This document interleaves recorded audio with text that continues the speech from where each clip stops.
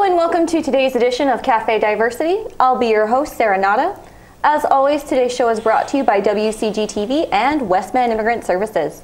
Today I've got two super special guests with me, very exciting. If you could take a minute to introduce yourselves to our audience, that would be great.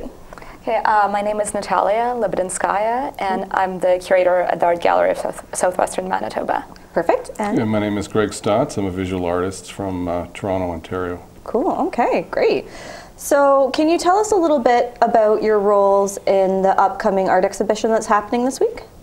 Well, I'm the curator of it. I approached Greg a while ago to do the show, and now he is here installing it, and I'm kind of involved in, I guess, how things are laid out and how that will be all put together. And all right, cool.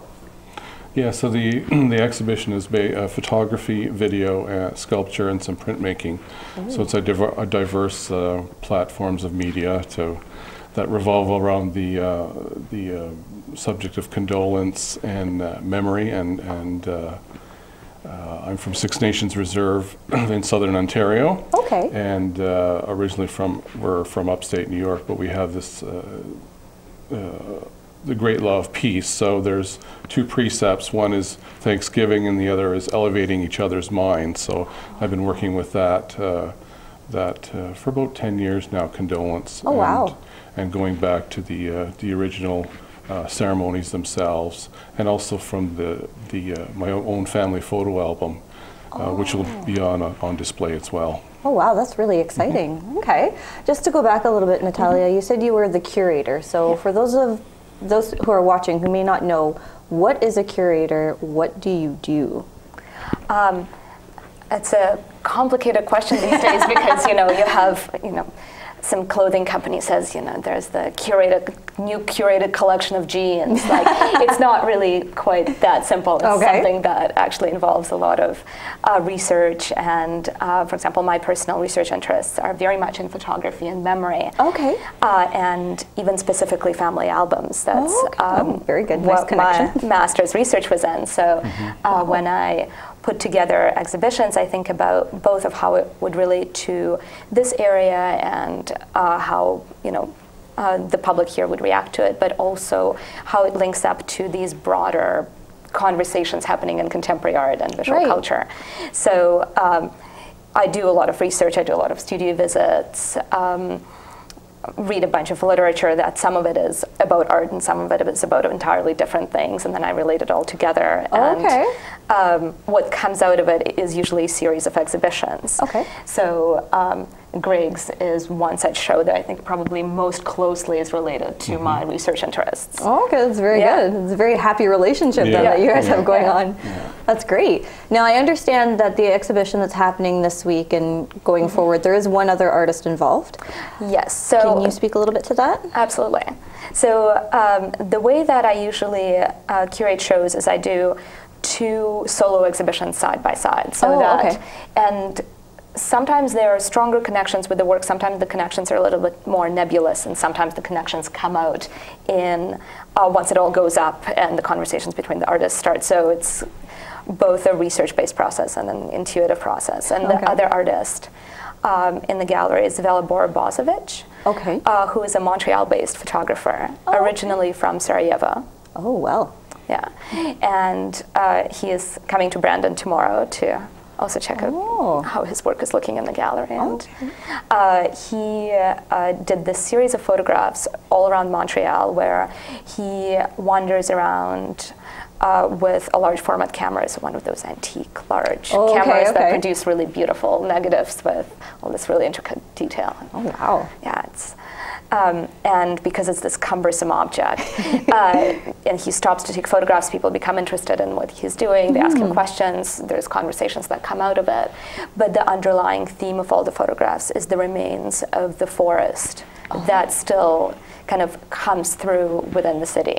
So there's a lot of trees and branches being contained, but also kind of pushing against fences. And these people that also look like they are in this wilderness, but it's this wilderness that's really kind of adjacent and parallel to the urban life. Okay, that's really interesting, because for people who have lived in cities like Brandon and Winnipeg, for example, for quite a long period of time, will forget that it wasn't always like that. There wasn't always buildings. I'm from several small towns in Ontario, so I'm more aware that, yes, we used to be surrounded by trees, and now they're there on display a little bit every now and then. So it's a really good eye-opening experience there. Okay.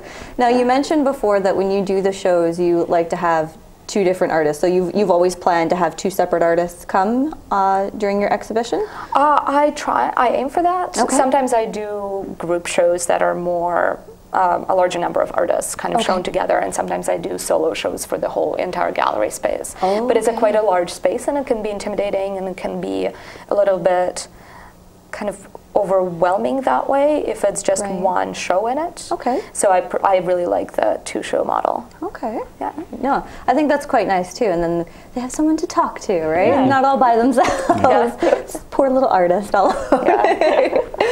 Now, how many people are involved in putting on an event of this scale? Now, I understand it goes for a couple weeks, is it? Is that how long the show is? It's a bit longer. Oh, I think it's 6 or 7 weeks. Oh, well then. So it's until May 9th. Okay, so a couple of months perhaps is the word I should have used. So when you're putting on an exhibition of especially this magnitude, how many people are involved in getting it set up, getting the space organized and everything like that? Do you know that offhand? Oh, yeah, it's we're a pretty small team at the gallery.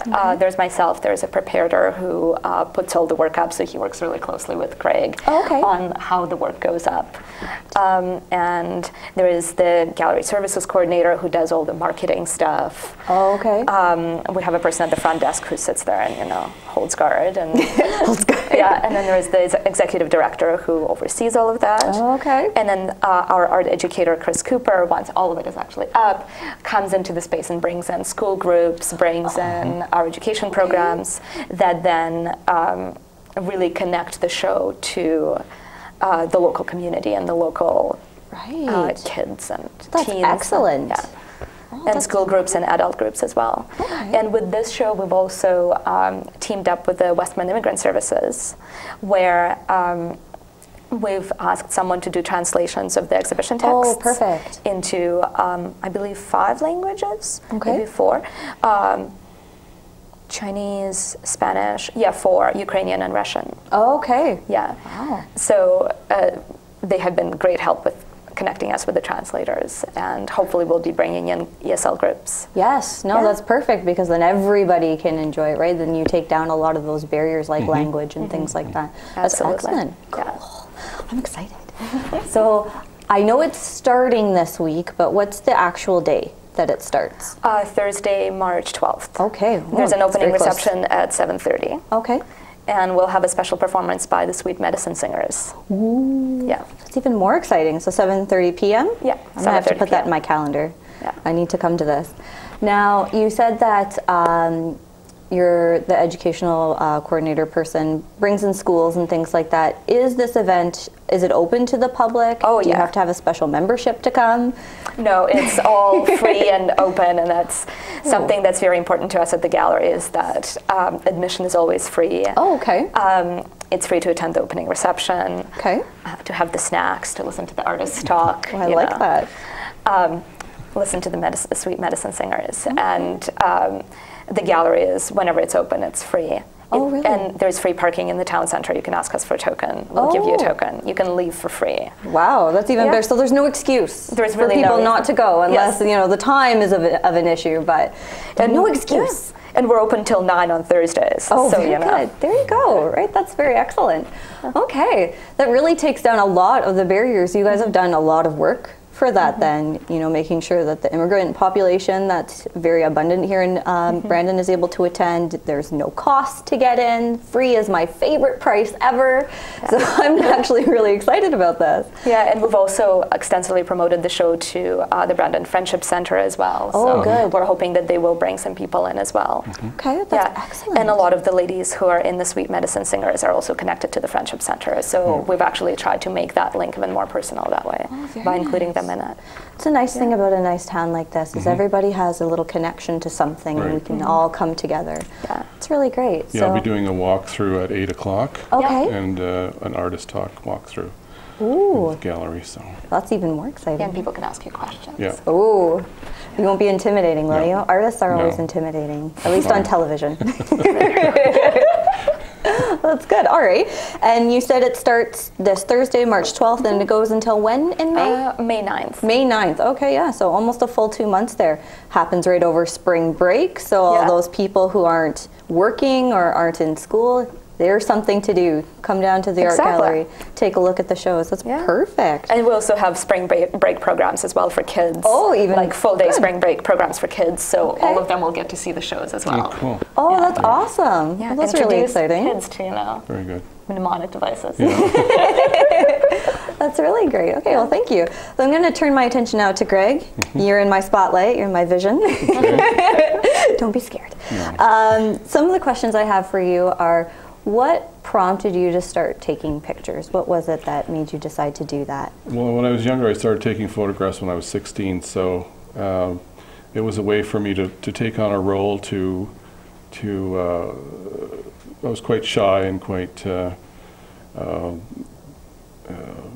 quite shy. So it was a way to talk to people, to develop relationships. Okay. But at a distance, and in this boundary of, you're a photographer, it's a role you have. Right. And then I also, because I grew up around a lot of older people, I like to help people. So it was a way for me to give them photographs as well. So I was like making negatives and giving photographs. Right. And but I was inspired by my own family photo album, because my grandmother and my great aunt, who were both born like in 1894. Oh, wow. Okay. They started taking photographs when they were, in the 1910s and 20s. Right. So I have some of those on display here. So, so the landscape, in actual fact, is also recorded from Six Nations, from the reserve. So it's the only Carolinian forest still left in this part of North America. So it's even if you Google Six Nations Reserve, you can see the actual land has not been developed, or there's still quite a dense forest there. That's nice. It's 10 square miles. So That's good. so that's what's So it moved from people, and then I did a large series of Polaroids in the 90s. I've been exhibiting since 1989. Oh, wow. Okay. And so I have a long exhibition history. Yes. And so I went through different relationships as a way to develop my understanding of self-identity. I started with the landscape where I grew up, the 3 acres, and then the 4 acres where my father grew up.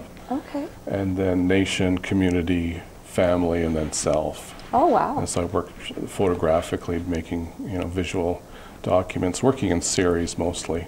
Okay. And then recently doing sculpture. Okay, so photography isn't the only medium that you No. use to express yourself. Right. So when you talk about sculpture, what do you use for that? Because I understand, I'm not an artist, but I understand there are several different forms, I guess, that you can use. Well, for the longest time in the late 90s, I was just taking with a point-and-shoot camera, I was recording found objects. Okay. People leaving bundles of sticks, efforts of presentation, if you will, and then those photographs sort of became studies for sculpture. Okay. So I've been using reclaimed Douglas fir from large pieces and then sculpting those. And it's funny because a lot of the icons and the metaphors that are in the Great Law of Peace and the creation story, you start to recognize these motifs in your work. Subconsciously, they start to repeat themselves, and then you start to. I grew up not knowing the language, neither did my grandmother. Okay. So, but at some point in the turn of the century, she was going to church and to Longhouse at the same time, so traditional and Christian. Right. So there was, there's a visual language that I'm exploring right now. That is, I'm doing a lot of research based on a lot of research from the Mohawk language, Okay. and so for where actual words come from. So like the word for chair is the actual curvature of your spine when you sit down on something. Oh, really? Yes. Okay. So I'm looking at, you know, the ceremonial, how we take care of each other, and I'm looking at the source words and the source actions.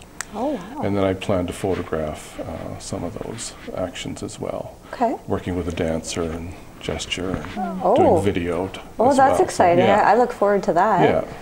So when you talk about photography, are you, shall I say, a traditional photographer? You like the film, or do you use digital cameras and things like that? I made the transition about 5 years ago, yeah. Okay. So I'm still learning the digital.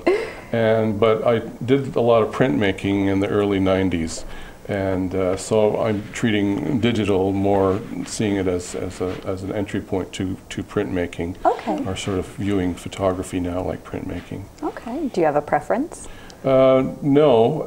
Well, obviously, yeah, sort of. Just a little bit. Well, the film, you know, the materials are getting harder and harder to come by. Right. The technical expertise is dwindling. That's very true. And so I will still use it as long as the materials are there. Right. But you understand that it's unfortunately an endangered species, Right. if you will. Yeah. Okay. And so the transition, so instead of going from film to digital photography, I went from film to video. Oh. So I did a lot of video works, Okay. short video works, which will also be on display Okay. on a monitor with headphones, and you can have a quiet moment. And there's a program of about 9 short videos that I've done since 2005. Okay. Oh, Yeah. that's really interesting. Okay. Yeah, so video, sculpture, photography, and yeah, it's like walking around the subject matter with different medias and seeing what can be produced. Okay, that's really cool. Now, what's the title of your show, your piece of the exhibition? It dropped down their minds, which is it's sort of or shaken in mind is the actual translation for depression or and then on the other side for you to continue to breathe. Calmly just for one day. Okay. Is sort of the balance to that. So there's in the condolence ceremony there's the clear-minded side, and then there's the grieving side. Okay. So there's these wampum strings that are passed as mnemonics, as metaphors to healing. And yeah, so there's always a balance. There's always in Mohawk culture, or Haudenosaunee, the Six Nations, there's self-help doesn't work. So, okay. yeah, so. That's really interesting. So you've said you've been doing exhibitions since about 1989, Yes. I believe you said? Yeah. Now, do you have a favorite of any exhibitions that you've done? Yeah, I think there's one exhibition I done when the Polaroid Portrait Project in the late 90s. I did about 500 portraits of First Nations people, Aboriginal people all across Canada whenever I travel, right from Eskasoni and out east to Masset and Musqueam Reserve. So I wanted to see, what in the late 90s, I wanted to meet people. I could peel off the Polaroid and give them the positive, and then I would retain the negative and print it up later. Oh, that's interesting. Okay. So it was a full circle of interaction. It was yeah, and then I enlarged them and hung them at the Native Center in Toronto. Okay. Along these long corridors with wainscoting. So if ever I was going to recreate that exhibition elsewhere, I would actually build the wainscoting and have a recreation of the Native Center, because there are these beautiful hallways and so yeah, and it was a time and a place, that was really quite, and for people to see photographs of themselves. And that is kind of interesting. Okay, great. Now, is this the first time you've ever come and done a show here in Brandon? Yes. Oh, yes. Oh, okay. Yeah. That's exciting. And I believe you mentioned before that you were the one that approached Greg to bring him here. Okay. How does it feel to get solicited by a gallery? It seems really exciting. Yeah, I mean, it's really meaningful when the curators, Natalia in this case, the research she's done and what she's working on, there's this the common language that we share, and there's a lot of unspoken, that moves both of our dialogues further along in our research, so we can talk to each other on this level of the work, and we know where it comes from, just like language. Right. There's when I'm doing research with some language people back on Six Nations, some knowledge keepers, and they're always saying this word, it comes from this, Right. and in the landscape, for example. So that's sort of a parallel too of the dialogue that we have. And I'm really interested in language in general because I'm like a second language English speaker. Oh. Yeah, I'm originally Russian, and I grew up speaking Russian, and I still read a lot of Russian, and I always feel like there are sometimes gaps between what I kind of understand in Russian and what I could then convey in English. Right, okay. So, and I feel like a lot of your work is also about that, like those language gaps and what words can and cannot quite do. Right. And how images then, and especially photographs, are able to sometimes either fill those gaps or kind of just like reach a little bit over them. So that's a really interesting viewpoint, and I never ever thought of it that way. Yeah, because the difference is the worldview between and time and space, and how different cultures see time and space. Yes, exactly. Based on their creation story or based on their relationship with the land, and the viscosity of water and the feel of certain sand or certain words, and especially when cultures move. Right. Then the children can't be taught the. Right, they can't be. They have the reference points aren't there, so. Right. No, that's very true. Oh, that's really interesting. I did not know that about you. Yeah. That's really interesting. So I got to read my texts in Russian. Yeah, oh, really? Like the translation to Russian, because I don't really translate to Russian. My Russian writing isn't quite that good. Like it's okay, but I don't feel like I'm sort of up to date with it as much as the professional translator is. Right, right. But then when I read it, I was like, oh yeah, no, totally, you got it. You got it so well. That's really interesting. Well, just a little bit, we were talking about, the children moving away from the original, I guess, where the family came from, and they can't feel the same sorts of things. I'm actually the daughter of an immigrant. My father is so very Canadian and very European Canadian. But my mother is actually from India.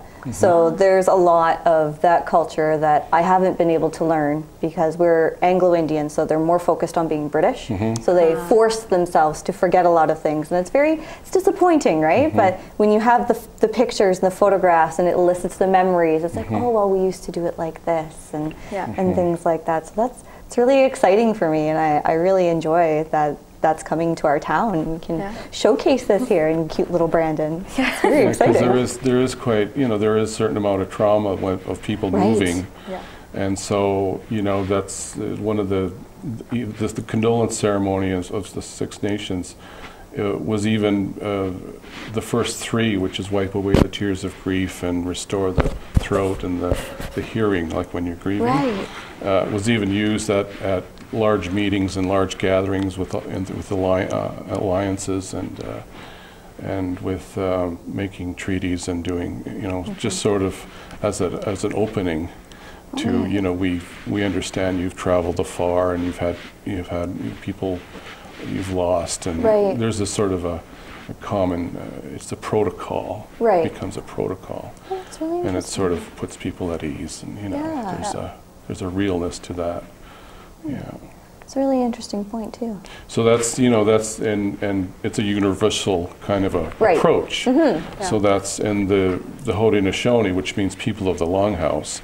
There's a metaphor is you can add more rafters to the longhouse so that more people can come and live under the great law of peace. So, and Franklin and Thomas used it, the great law as the blueprint for the Constitution of the United States. Oh, well then. But it was a matriarchal society, so they took that away and put the executive on top. And It's like that sort of undoes some of the fundamentals. we like this idea. We're going to take it, but we're going to change most of it. And we're going to put a bunch of men on top of that. All right. Sneaky. All right. Well, I don't think I have any other questions for you guys today. I think you've shared quite a lot with us. But before we end the show today, is there anything that you'd like to add about the show? Or well, anything? another show that's opening at the same time, but is in our community gallery. Oh, okay. Is by a Brandon photographer who has not shown in Brandon in a very long time, Brian Milne. Okay.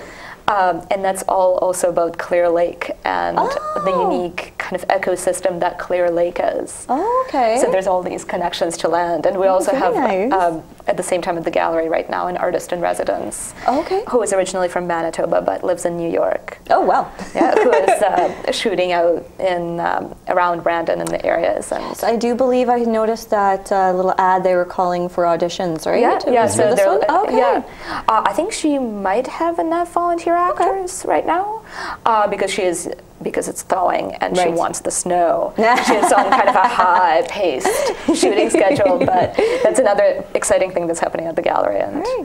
Perfect. Sounds like there's a lot of fun going on there. And again, it's that absolute most favorite price in the world. Free. Yes. So there's no reason not to go. And I'll be having a solo exhibition at the Art Gallery of Ontario sometime in the spring of next year. Okay. Oh, that'll be very nice too. I just completed an artist residency at the AGO last fall, so I'm working on some new works for that. Yeah, and an exhibition at the Woodstock Art Gallery and the Tom Thompson in 2017. Oh, wow. Yeah. Planning ahead. Yes. Planning ahead for the future. Yeah. I like that. All right, perfect. All right, well, I'd just like to thank you both for coming on the show today. It's been really exciting and insightful to have you here, and I really appreciate you coming in. Great. Thank you so much. Thank you for inviting us. You're welcome. All right, so that's been our show for today. Thank you very much for watching. As always, today's show is brought to you by WCG TV and Westman Immigrant Services. Thanks very much and have a great day.